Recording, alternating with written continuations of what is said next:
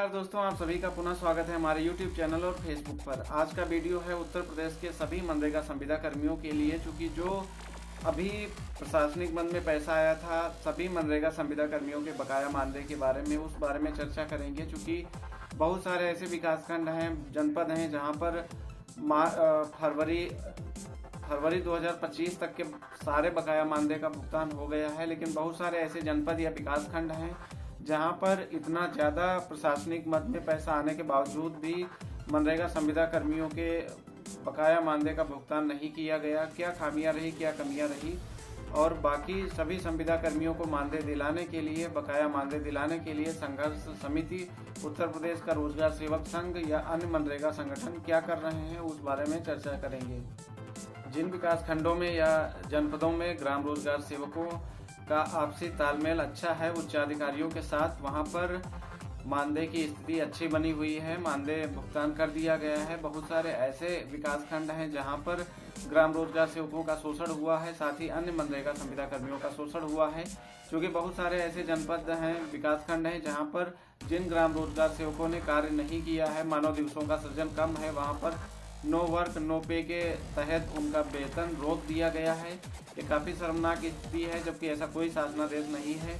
बहुत सारी ऐसी ग्राम पंचायतें होंगी या विकासखंड होंगे जो बाढ़ प्रभावित क्षेत्र में आते हैं या अन्य वहाँ पर भौगोलिक परिस्थितियाँ रहती हैं, जिसके चलते मानव दिवसों का सृजन कम हो पाता है। लेकिन उसी विकासखंड में और बहुत सारी ग्राम पंचायतें होंगी जहाँ पर मानव दिवस बहुत ज़्यादा अच्छे क्रिएट कर लिए जाते हैं। तो ओवरऑल अगर सबकी कंटीजेंसी देखी जाए तो मानदेय देने के लिए पर्याप्त हो जाती है। लेकिन अधिकारियों की उदासीनता के चलते इस बार भी इतना ज़्यादा पैसा आने के बाद बहुत सारे मनरेगा संविदा कर्मी वेतन नहीं पा पाए हैं। बकाया मानदेय के लिए 24 मार्च को पैसा आना था, 24 मार्च को सोमवार था, 23 मार्च तक का ग्राम रोजगार सेवक या अन्य मनरेगा संविदा कर्मियों का मानदेय बुक होना था। 23 मार्च को संडे पड़ रहा था। यहाँ पर एक अच्छा कार्य देखने को मिला। माननीय विधायक धर्मेंद्र साक्य जी द्वारा, जो बदायूं से विधायक हैं भारतीय जनता पार्टी से, उन्होंने डीसी मनरेगा से बात करके रविवार को ऑफिस खुलवाया और वहां पर मनरेगा संविदा कर्मियों के मानदेय को बुकिंग कराया और वहां पर मानदेय की स्थिति अच्छी बनी हुई है। बाकी जहां पर मानदेय की स्थिति अच्छी नहीं है, आप लोग आपसी तालमेल बना के रखिए, अपने उच्चाधिकारियों से मिलते रहिए। खैर, परिस्थितियां प्रतिकूल हो सकती हैं, आप लोगों के अनुकूल नहीं रही होंगी, जिसके चलते ये कार्य नहीं हो पाया है। संगठन अभी आंदोलन करने जा रहा है। जिन मनरेगा संविदा कर्मियों के बकाया मानदेय रह गए हैं, उनके बकाया मानदेय समेत अन्य कई सूत्री मांगे हैं जिनको लेकर आंदोलन होगा। आप लोगों का सहयोग अपेक्षित है। साथ ही संगठन को बिना पैसे के संघर्ष करना संभव नहीं है, क्योंकि आने जाने के खर्चे और प्रोग्राम करने में अच्छा खासा धन व्यय होता है। इसलिए आप लोगों को सहयोग करना पड़ेगा तन मन धन से, तभी प्रदेश स्तर पर आंदोलन हो पाएंगे।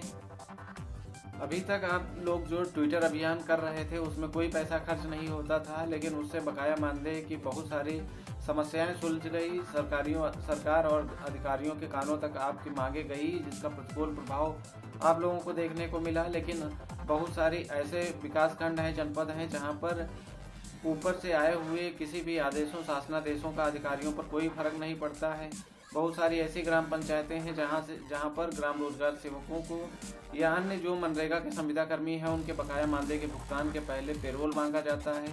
ग्राम प्रधान और सचिव से हस्ताक्षर करवा के आप लोग ले जाएंगे कि मैंने इस महीने काम किया, इस तरीके का तभी पेमेंट किया जाता है। जबकि गाइडलाइन में या मनरेगा संविदा कर्मियों की सेवा नियमावली में ऐसा कोई प्रावधान नहीं है कि वो पेरोल जैसी व्यवस्था करें। ये सब अधिकारियों की मनमानी है, जिसके खिलाफ आप लोगों को आंदोलन करना पड़ेगा, सहयोग करना पड़ेगा, तभी आप लोग सफल हो पाएंगे, आपकी मांगे पूरी हो पाएंगी। आप लोगों को मानदेय सिर्फ और सिर्फ कंटीजेंसी बेस पे बनता है। ये सरकार की मेहरबानी है कि उन्होंने प्रशासनिक बल में अतिरिक्त बजट जारी किया, जबकि ये एहसान नहीं हो सकता है सरकार का, क्योंकि आप लोग भी बहुत सारे ऐसे कार्य करते हैं जो आपके जॉब चार्ट में नहीं है। आपका सिर्फ मानदेय बनता है मनरेगा से, जबकि आप मनरेगा के अतिरिक्त बहुत सारे ऐसे काम करते हैं जो आपके काम है ही नहीं।